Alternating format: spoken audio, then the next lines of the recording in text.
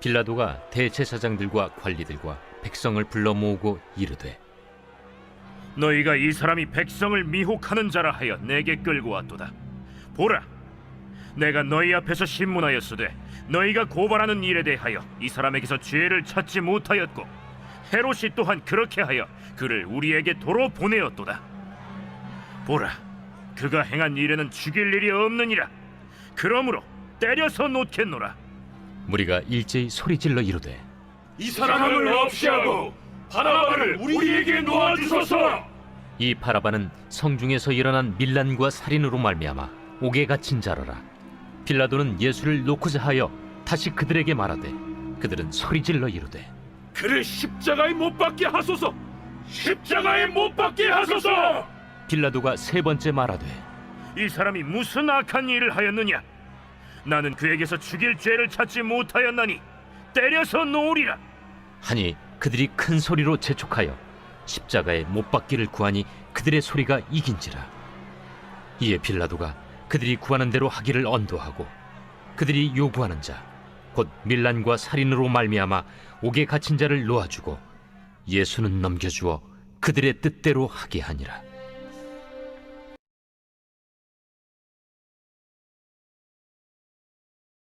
오늘 본문 말씀은 예수님께서 빌라도로부터 재판을 받는 말씀입니다. 빌라도는 예수님을 신문하였습니다. 예수님으로부터 아무 죄를 찾지 못했습니다.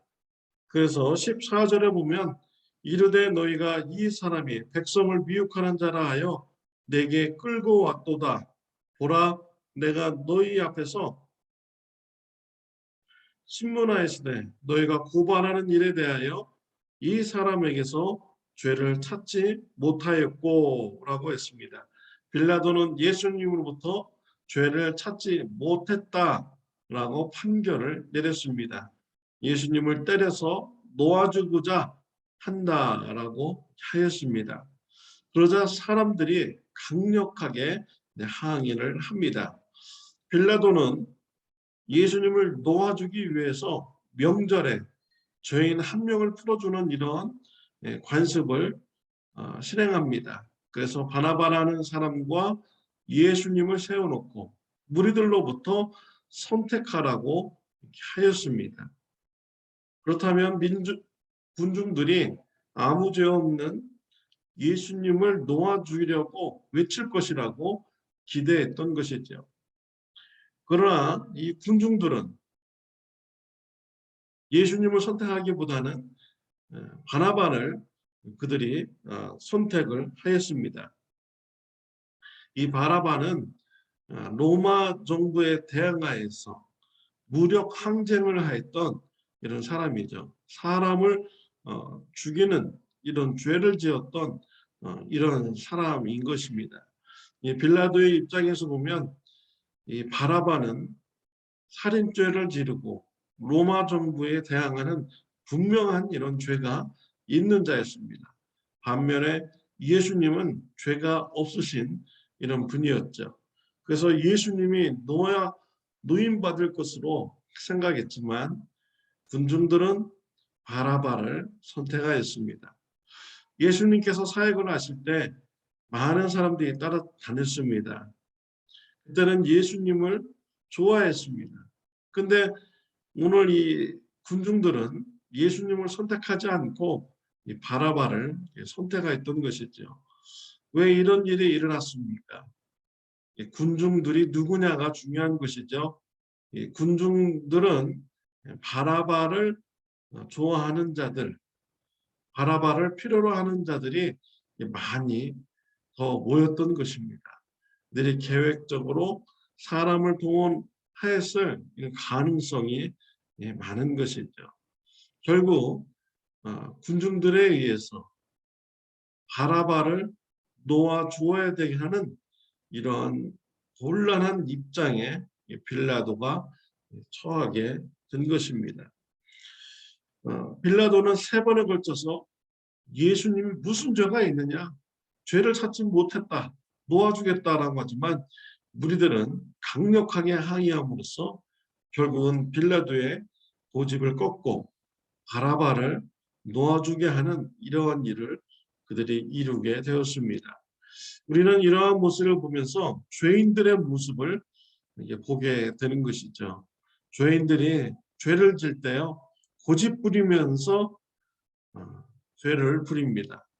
자신들의 그런 행동이 잘못된 것임을 알면서도 하나님 앞에 고집 부리며 죄를 짓는 이런 삶을 그들이 살아가고 있는 것입니다. 우리는 이와 같은 죄인의 모습을 살지 말아야겠습니다. 아모스 4장 1절에 보면 사마리아 산에 있는 바산의 암소들아 들으라. 너희는 힘없는 자를 학대하며 가난한 자를 압제하며 가장에게 이르기를 술을 가져다가 우리로 마시게 하라 하는도다 라고 했습니다. 사마리아에 살고 있는 바산의 암소들 이렇게 불렀습니다. 바산의 암소들은요, 고집 부리면서 죄의 길로 가는 이런 여자들을 이렇게 말하는 것이지요. 사마리아에 살고 있는 이런 죄인들의 여자의 모습이 고집을 부리면서 죄를 짓는 삶을 살아간다는 것입니다. 그들은 힘없는 자들을 학대하였고요, 가난한 자들을 압제하였고, 그리고 가정의 남편에게 술을 가져와서 나로 술을 먹게 하라 라고 이렇게 요구했던 이런 사마리아 여인들의 고집 부리면서 악한 행동을 하는 이런 여인들의 모습인 것입니다. 또 성경에 보면 가룟 유다는 예수님을 배신하는 일을 하였습니다. 은 30냥에 예수님을 팔아넘겼죠. 예수님께서 최후의 만찬 기간 시간에 가룟 유다로 하여금 그 일을 하지 말도록 여러 차례 경고를 하였습니다. 그럼에도 가룟 유다는 고집 부리면서 예수님을 배신하는 이런 행동을 한 것입니다.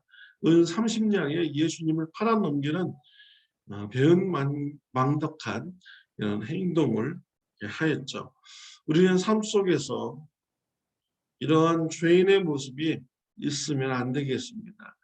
죄가 죄인 줄 알면서도 고집 부리면서 하나님 앞에서 죄를 짓는 이러한 삶을 경계해야겠습니다. 죄악의 모습이 내 안에서 발견됩니까? 우리의 마음을 치면서 회개하고 죄에서 돌이키는 이런 마음을 가질 수 있는 저와 여러분들이 되시기를 바랍니다.